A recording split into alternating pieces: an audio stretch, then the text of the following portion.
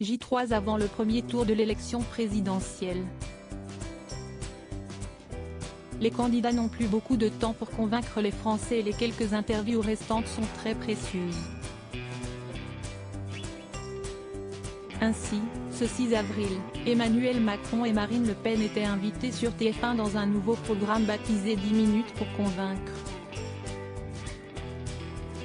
Pas de débat mais bien un échange avec Gilles Boulot et Anne-Claire Coudray. L'occasion pour le candidat de La République En Marche de se confier sur le premier geste symbolique qu'il réaliserait s'il était réélu. En contre toute attente, il s'agit d'un hommage très personnel. Sur le plan personnel, j'irai fleurir la tombe de ma grand-mère dans mes Pyrénées si chères. Sa grand-mère, Siesti Germaine Noguès, surnommée Manette, qui est décédée à l'âge de 96 ans, en 2013.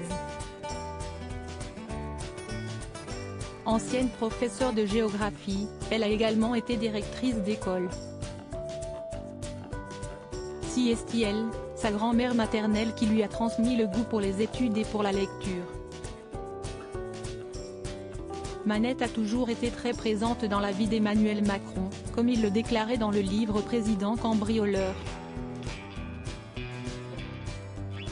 Brigitte Macron: si Germaine ne m'avait pas accepté, je n'aurais pas fait long feu. En effet, alors qu'il se met en couple avec Brigitte Macron, de nombreux membres de sa famille ainsi que certains proches lui tournent le dos.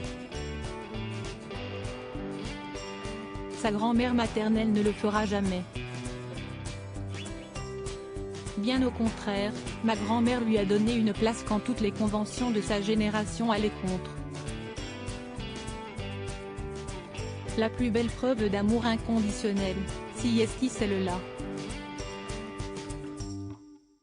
Brigitte Macron avait elle aussi évoqué cette grand-mère courageuse, dans l'ouvrage Tant qu'on est tous les deux, si Germaine ne m'avait pas accepté, je n'aurais pas fait long feu.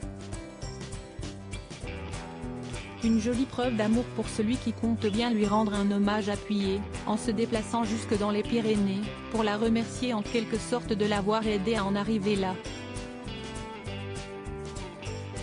Loading widget.